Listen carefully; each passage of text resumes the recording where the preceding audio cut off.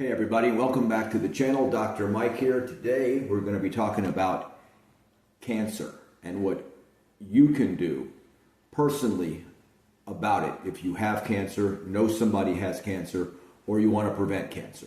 The name of the video is if you have cancer or want to prevent it, do this now, okay? Little history. Again, we're not going to get real in depth with this. This is just something for you to think about. And again, if you have this terrible disease, there are things that you personally can do other than drugs and surgery and chemo and radiation that can certainly give you the upper hand over this damn thing. Okay, a little bit of history, okay? 1930, Dr. Otto Warburg won the Nobel Prize in medicine for his discovery that cancer cells love sugar, okay? They metabolize a heck of a lot more sugar than normal cells of the body. All your cells in the human body will run either on glycogen, which is glucose, which is sugar, consumed or made by the body through a process of gluconeogenesis, or it will run on fat. Cancer cells only seem to run on sugar, okay? There might be some rare exceptions to that, but for the most part, cancer runs on sugar. So it would stand to reason that if you're consuming a lot of sugar in the amounts we consume today, let me just give you a little statistic on this, okay? 100 years ago, and this was a few years back, the average person consumed about 4 pounds of sugar a year. That's not very much sugar.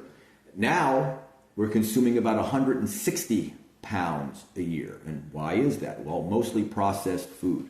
Cereals, breads, pastas, pasta sauces. I mean, you name it, they're putting sugar in it. High fructose corn syrup.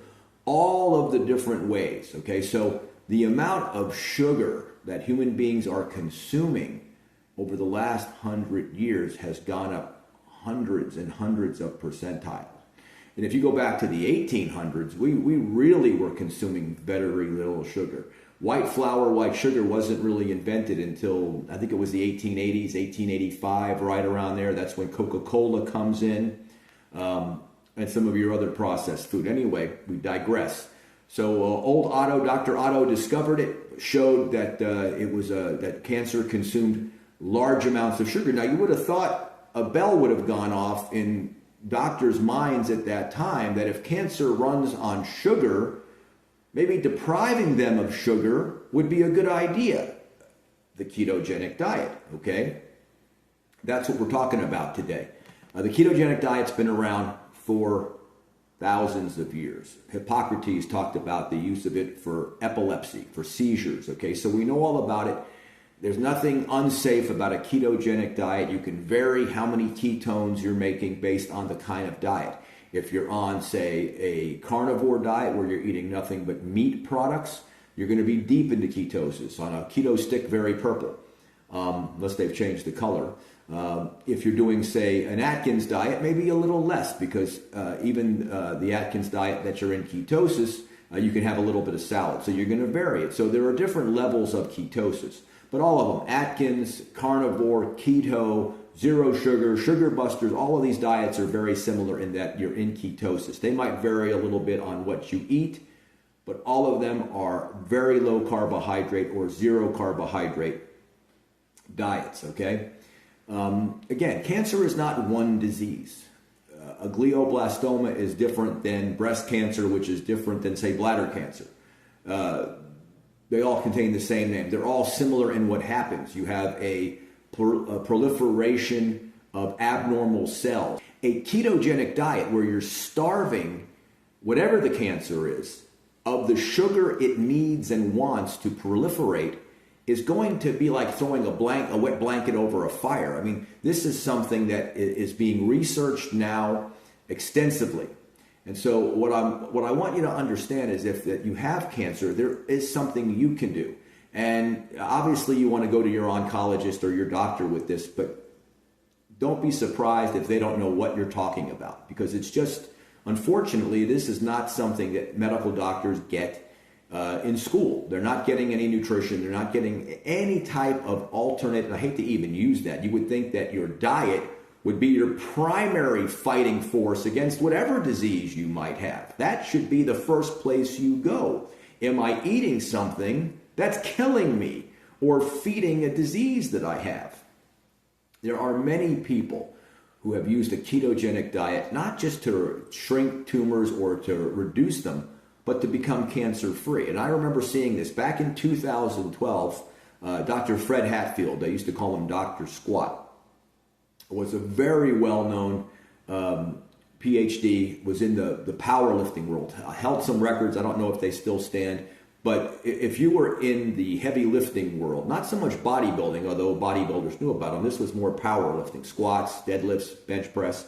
This guy had written multiple books, okay? He was very well known. He was diagnosed with stage 4 metastatic bone cancer. I remember seeing it at the time. I forget which magazine it was when he had gotten the diagnosis. And basically, 3 different oncologists gave him 3 months to live.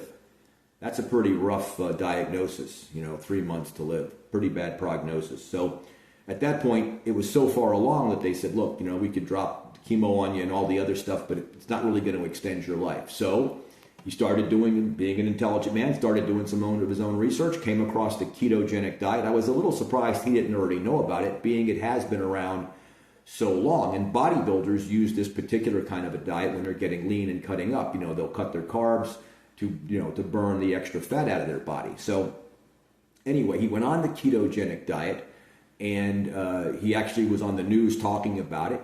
And he actually completely eliminated his cancer. The metastatic bone cancer disappeared. Didn't just shrink the tumors, his got better, completely better. And he lived until 2000, I think it was 17, when he died of a heart attack. He was, I think, nearly 80 years old, and had been very, very rough on his body. The lifestyle he led with all the lifting, of course, does a lot of wear and tear. I did a video on that not too long ago. So if you have cancer, understand that there is something you can do. You can take control of your diet. You can stop feeding the cancer with sugar. You can get on this ketogenic diet, and it can work for you. Ketones are simply, just a little explanation, ketones are simply the metabolism of fat. You can basically hold an unlimited amount of fat. We've all seen people that are 500 pounds, 600 pounds, huge. You can only store about 500 grams of carbohydrate in your body as glycogen, but you could store hundreds of pounds of body fat. When you start burning body fat all the time, you create ketones. And there's a particular ketone called beta-hydroxybutyrate that seems to be the one, at least more recently in a study, to really kind of decapitate the cancer cells. It really seems to be the one that goes to work on them and prevents them from proliferating, because you're just not giving the body or the cancer the sugar it needs to grow. That's good, okay? Back when I saw this thing on Dr. Hatfield, they mentioned a man named Dr. Dominic D'Agostino, University of South Florida. You can find him on the internet. He was the one that was at that time doing a lot of research at the University of South Florida on these ketogenic diets and using that as a treatment for cancer.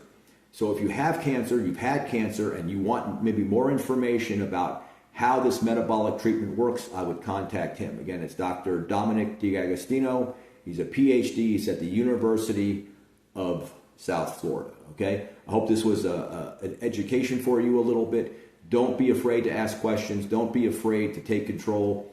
The ketogenic diet is a very safe, very healthy diet. And again, I hope you found this informative. If you did, like, subscribe. Always leave a comment down below. Ask a question. I'll do my best to answer it. All right.